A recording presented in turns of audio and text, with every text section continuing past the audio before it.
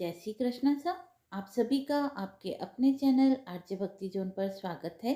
सभी को सफला एकादशी की हार्दिक शुभकामनाएं। सफला एकादशी वर्ष की उन पावन एकादशियों में से एक है जिसे सफलता और सौभाग्य देने वाली एकादशी कहा जाता है। शास्त्रों में वर्णित है कि इस व्रत को पूर्ण श्रद्धा और नियम से करने वाला भक्त अपने जीवन में हर प्रकार की सफलता, सुख, समृद्धि और मोक्ष का मार्ग प्राप्त करता है। इस दिन भगवान विष्णु की उपासना विशेष फलदायी मानी जाती है। कहा जाता है कि सफला एकादशी का व्रत मनुष्य के कठिन से कठिन पापों का भी नाश करता है और व्यक्ति के जीवन में नई ऊर्जा, सकारात्मकता और सुख फल लाता है। तो आइए अब इस कथा के माध्यम से जानते हैं कि कैसे सफला एकादशी व्रत हमें जीवन के हर क्षेत्र में सफलता और समृद्धि प्रदान कर सकता है। सफला एकादशी व्रत कथा। युधिष्ठिर ने पूछा, स्वामी, पौष मास के कृष्ण पक्ष में जो एकादशी आती है उसका नाम क्या है, उसकी विधि क्या है तथा उसमें किस देवता की पूजा की जाती है, कृपा कर बतलाइए। भगवान श्री कृष्ण बोले, राजेंद्र, मैं तुम्हें अवश्य बतलाता हूँ। सुनो, बड़ी बड़ी दक्षिणा वाले यज्ञों से भी मुझे उतना संतोष नहीं होता जितना एकादशी के अनुष्ठान से होता है। इसीलिए सर्वथा प्रयत्न करके एकादशी का व्रत अवश्य करना चाहिए। पौष मास के कृष्ण पक्ष में सफला नाम की एकादशी आती है। उस दिन पूर्वोक्त विधान से ही विधि पूर्वक भगवान नारायण की पूजा करनी चाहिए। एकादशी कल्याण करने वाली है, अतः इसका व्रत अवश्य करना चाहिए। जैसे नागों में शेषनाग, पक्षियों में गरुड़, देवताओं में श्री विष्णु तथा मनुष्यों में ब्राह्मण श्रेष्ठ है, उसी प्रकार संपूर्ण व्रतों में एकादशी तिथि का व्रत सर्वश्रेष्ठ है। राजन, सफला एकादशी को नाम मंत्रों का उच्चारण करके फलों के द्वारा श्री हरि की पूजा करें। नारियल के फल, सुपारी, बिजोरा नींबू, जमीरा नींबू, अनार, सुंदर आंवला, लौंग, बेर तथा विशेषतः आम के फलों से देव देवेश्वर श्री हरि की पूजा करनी चाहिए। इसी प्रकार धूप दीप से भी भगवान की अर्चना करें। सफला एकादशी को विशेष रूप से दीपदान करने का विधान है। रात को वैष्णव पुरुषों के साथ जागरण करना चाहिए। जागरण करने से जिस फल की प्राप्ति होती है वह हजारों वर्ष तपस्या करने से भी नहीं मिलता। हे राजन, अब सफला एकादशी की शुभ कहानी कथा सुनो। चंपावती नाम से विख्यात एक पुरी थी जो कभी राजा महेशमती की राजधानी थी। राजश्री महेशमती के 5 पुत्र थे। इसमें जो ज्येष्ठ था वह सदा पाप कर्म में लिप्त रहता था, पर स्त्रीग्रामी और वेश्यासक्त था। उसने पिता के धन को पाप कर्म में ही खर्च किया। वह सदा दुराचार तथा ब्राह्मणों का निंदक था। वैष्णवों और देवताओं की भी वह हमेशा निंदा किया करता था। अपने पुत्र को ऐसा पापाचारी देखकर राजा महेशमत ने राजकुमारों में उसका नाम लुम्बक रख दिया। फिर पिता और भाइयों ने मिलकर उसे राज्य से बाहर निकाल दिया। लुम्बक उस नगर से निकलकर गहन वन में चला गया। वहीं रहकर उस पापी ने प्राय समूचे नगर का धन लूट लिया। एक दिन वह जब चोरी करने के लिए नगर में आया तो रात में पहरा देने वाले सिपाहियों ने उसे पकड़ लिया, किंतु जब उसने अपने को राजा माहिस्मत का पुत्र बतलाया तो सिपाहियों ने उसे छोड़ दिया। फिर वह पापी वन में लौट आया और प्रतिदिन मांस तथा वृक्ष के फल खाकर जीवन निर्वाह करने लगा। उस दुष्ट का विश्राम स्थल एक पीपल के वृक्ष के निकट था। वहां बहुत वर्षों का पुराना पीपल का वृक्ष था। उस वन में वह वृक्ष एक महान देवता माना जाता था। पाप बुद्धि लुम्बक वहीं निवास करता था। बहुत दिनों के पश्चात एक दिन किसी संचित पुण्य के प्रभाव से उसके द्वारा एकादशी के व्रत का पालन हो गया।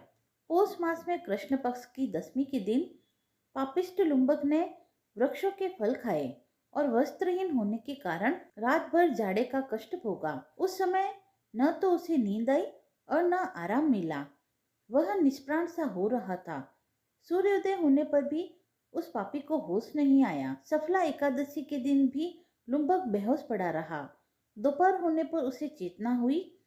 फिर इधर उधर दृष्टि डालकर वह आसन से उठा और लंगड़े की भांति पैरों से बार बार लड़खड़ाता हुआ वन के भीतर गया।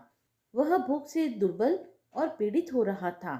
राजन, उस समय लुम्बक बहुत से फल लेकर ज्यों ही विश्राम स्थान पर लौटा त्यों ही सूर्यदेव अस्त हो गए। तब उसने वृक्ष की जड़ में बहुत से फल निवेदन करते हुए कहा, इन फलों से लक्ष्मीपति भगवान विष्णु संतुष्ट हो। यह कहकर लुम्बक ने रात भर नींद नहीं ली। इस प्रकार अनायास ही उसने इस व्रत का पालन कर लिया। उस समय सहसा आकाशवाणी हुई, राजकुमार, तुम सफला एकादशी के प्रसाद से राज्य और पुत्र प्राप्त करोगे। बहुत अच्छा कहकर उसने वह वरदान स्वीकार किया। इसके बाद उसका रूप दिव्य हो गया। तब से उसकी उत्तम बुद्धि भगवान विष्णु के भजन में लगी। दिव्य आभूषणों की शोभा से संपन्न होकर उसने अकंटक राज्य प्राप्त किया और 15 वर्षों तक वह उसका संचालन करता रहा। उस समय भगवान श्री कृष्ण की कृपा से उसके मनोज्ञ नामक एक पुत्र हुआ। जब वह बड़ा हुआ तब लुम्बक ने तुरंत ही राज्य की ममता छोड़कर उसे पुत्र को सौंप दिया और वह भगवान श्री कृष्ण के समीप चला गया, जहां जाकर मनुष्य कभी शोक में नहीं पड़ता। राजन, इस प्रकार जो सफला एकादशी का उत्तम व्रत करता है वह इस लोक में सुख भोग कर मृत्यु के पश्चात मोक्ष को प्राप्त करता है। संसार में भी मनुष्य धन्य है जो सफला एकादशी के व्रत में लगे रहते हैं, उन्हीं का जन्म सफल है।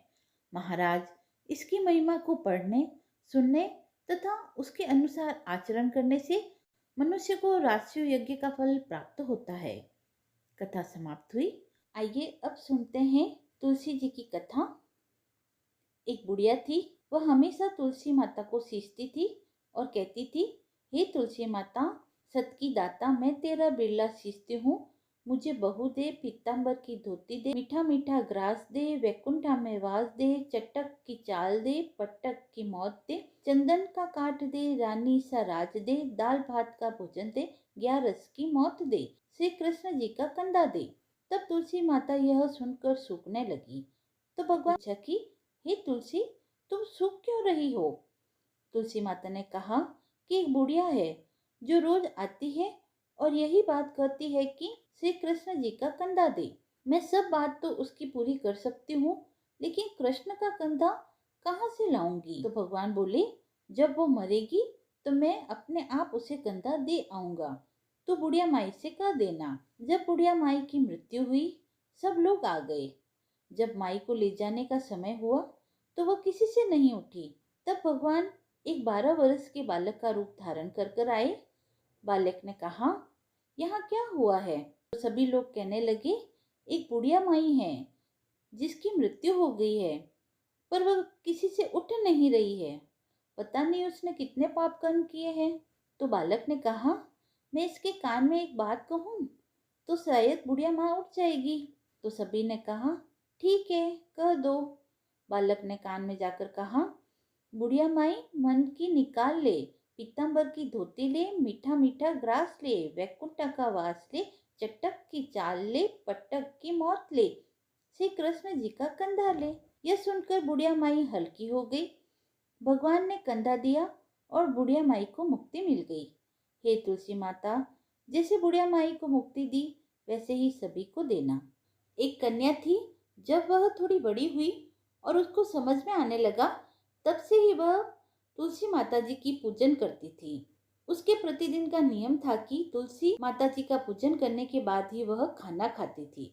जब वह कन्या शादी के लायक हुई तब उसके माता पिता ने उसकी शादी करवा दी। कन्या को उसके माता पिता ने दहेज में भी एक तुलसी का गमला दिया। ससुराल में वह प्रतिदिन सवेरे उठते ही पूजा करती, फिर उसके बाद ही खाना खाने बैठती थी। उसकी 2 जेठानियां थी, वह दोनों उसका मजाक उड़ाती थी कि बड़ी नियम धर्म वाली बनती है।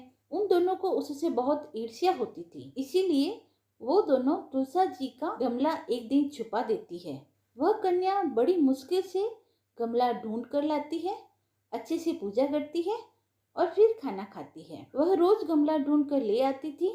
एक दिन उसकी जेठानी ने क्या किया कि गमले को बहुत दूर फेंक दिया। कन्या ने खूब ढूंढा पर उसे वह गमला ना मिला। वह बहुत परेशान हुई। उस दिन तो उसने खाना भी नहीं खाया।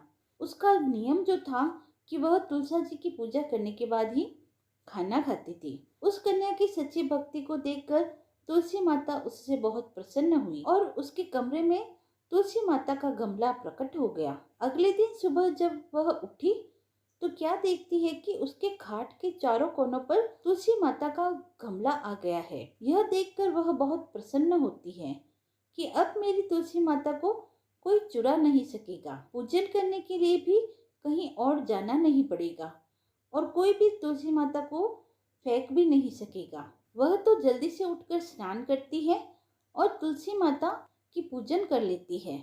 जब वह खाना खाने बैठती है तो उसकी जेठानियां मजाक करने लगती है कि लो, देवरानी का नियम धर्म पूरा हो गया है। उसी से पूछती है कि तुलसी जी की पूजा कर ली? देवरानी धीरे से बोलती है, हाँ कर ली।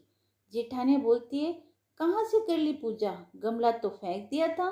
देवरानी कहती है कि देख लो, मेरे कमरे में खाट पर तुलसी जी लग रही है। जेठानियां बहुत शर्मिंदा होती है और बोलती है, देवरानी तेरी भक्ति सच्ची है, हमने तुझे बहुत परेशान किया, हमें माफ कर देना।